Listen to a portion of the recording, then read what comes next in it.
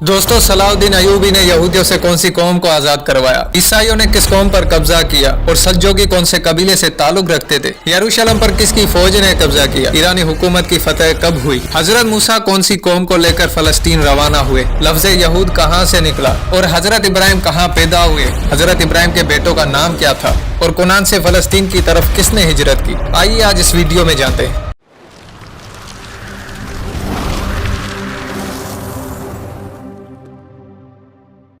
दोस्तों, लफ्ज यहूद हूद से निकला है और इसकी लघवी माना है रुजू करना। यहूदी बनी इसराइल के कबीले का मजहबी नाम है, जबकि लफ्ज बनी इसराइल यहूदियों का आबाई नाम है। हजरत इब्राहिम अलैहिस्सलाम इराक के शहर बाबिल में पैदा हुए और परचम तौहीद बुलंद करने की वजह से नमरूद ने उनको मुल्क बदर कर दिया। आप अलैहिस्सलाम मुख्तलिफ मुकामात पर हिजरत के बाद फलस्तीन पहुंचे और आपने एक नई आबादी कायम की जिसका नाम कद था और ताहयात यही रहे। हजरत इब्राहिम अलैहिस्सलाम के दो बेटे थे, हजरत इस्माइल अलैहिस्सलाम जो कि मक्का मोअज़्ज़मा में मबूस बरसालत थे, जबकि दूसरे बेटे हजरत इसहाक अलैहिस्सलाम जो कि कुनान में मबूस बरसालत हुए। हजरत इसहाक अलैहिस्सलाम के दो बेटे ईस और हजरत याकूब अलैहिस्सलाम थे। हजरत याकूब अलैहिस्सलाम को इसराइल के लक़ब से भी याद किया जाता है, जिसकी वजह से उनकी औलाद को बनी इसराइल कहा जाता है। हजरत याकूब अलैहिस्सलाम ने कुनान से फलस्तीन की तरफ हिजरत की। कुनान का इलाका फलस्तीन और लबनान के दरमियान वाकई था। हजरत याकूब अलैहिस्सलाम के 12 बेटे थे। बड़े बेटे का नाम यहूदा था, जिसकी वजह से बनी इसराइल को यहूदी कहा जाता है। दोस्तों, हजरत यूसुफ अलैहिस्सलाम अपने तमाम भाइयों में अपने हुस्न और जमाल की वजह से हसद की निगाह से देखे जाते थे और यही वजह थी कि भाइयों ने उनको कुएं में फेंका, लेकिन खुदा को कुछ और ही मंजूर था। और किस्सा मुख्तसर के हजरत यूसुफ अलैहिस्सलाम मिस्र के वली अहद मुंतखब हुए और फिर बादशाह बन गए और खुदा ने बरादरान यूसुफ को गल्ला के खत्म होने की वजह से यूसुफ के दर पर मिस्र में पहुंचा दिया। बरादरान यूसुफ ने हजरत यूसुफ अलैहिस्सलाम को पहचाना और हजरत यूसुफ अलैहिस्सलाम ने अपने भाइयों को माफ कर दिया और बनी इसराइल मिस्र में मुकीम हो गए। उस जमाने में जो भी मिस्र का बादशाह बनता उसे फिरौन कहा जाता था। ये कौम मुख्तलिफ अदवार के फिरौन की गुलामी में रही, लेकिन अपनी कामयाबी की तरफ गामजन थी कि हजरत मूसा अलैहिस्सलाम ने अपने वक्त के फिरौन के मुकाबले परचम तौहीद बुलंद किया तो फिरौन ने कौम बनी इसराइल को मिस्र से बेदखल कर दिया। दोस्तों, हजरत मूसा अलैहिस्सलाम कौम बनी इसराइल को लेकर फलस्तीन की तरफ रवाना हुए, लेकिन खुदा की करनी ऐसी हुई कि हजरत मूसा अलैहिस्सलाम बनी इसराइल को कुनान की सरहदों से आगे ना लेकर जा सके और वहाँ पर इस दुनिया से चल बसे। उसके बाद हजरत यशू अलैहिस्सलाम जो कि जानशीन मूसा अलैहिस्सलाम थे,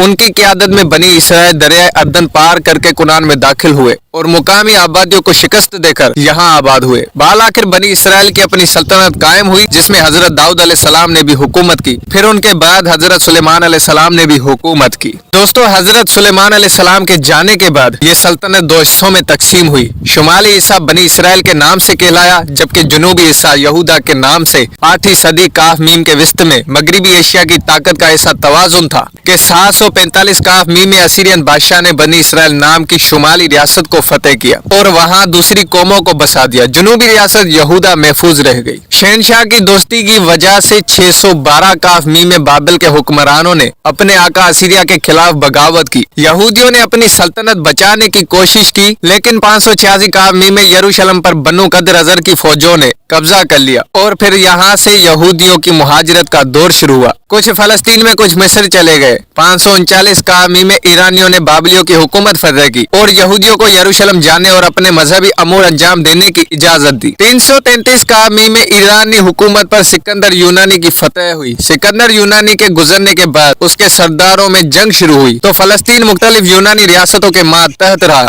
अलबत्ता यहूदियों ने 160 का में जंगजू तहरीक के जरिए एक खुद मुख्तार मुकाबी खानदान की हुकूमत कायम की, जो 1 सदी तक कायम रही। पहली सदी कबल मसीह के वस्त में रोम ने यूनानी हुकूमत पर फतह कर ली और साथ ही 63 का में फलस्तीन पर मुकाबी खानदान पर भी फतह हासिल कर ली। अलबत्ता रूमी हुकूमत ने यहूदियों को मजहबी आजादी दी। उसी अहद में हजरत ईसा अलैहिस्सलाम की विलादत हुई। यहूदियों ने रूमी हुकूमत के साथ मिलकर हजरत ईसा अलैहिस्सलाम के कत्ल की साजिश की। अल्लाह ताला ने हजरत ईसा अलैहिस्सलाम को महफूज रखा और आसमान पे उठा लिया। 66 ईस्वी में यहूदियों ने रूमी हुकूमत के खिलाफ बगावत की। की, जिस पर रूमी बादशाह ने यरूशलेम को 70 ईस्वी में मुकम्मल तबाह कर दिया। उसके बाद 136 ईस्वी में रूमी हुकूमत ने यरूशलेम को दोबारा आबाद किया और इस शहर का नाम एलिया कैपिटलनिया रख दिया। अलबत्ता 135 ईस्वी में यहूदियों ने दोबारा बगावत का आगाज कर दिया था, जिससे बहुत कत्लो गारत हुई और बाल आखिर यहूदियों को यरूशलेम से निकाल दिया गया। दोस्तों, 4वीं सदी ईस्वी में रोम की सल्तनत ने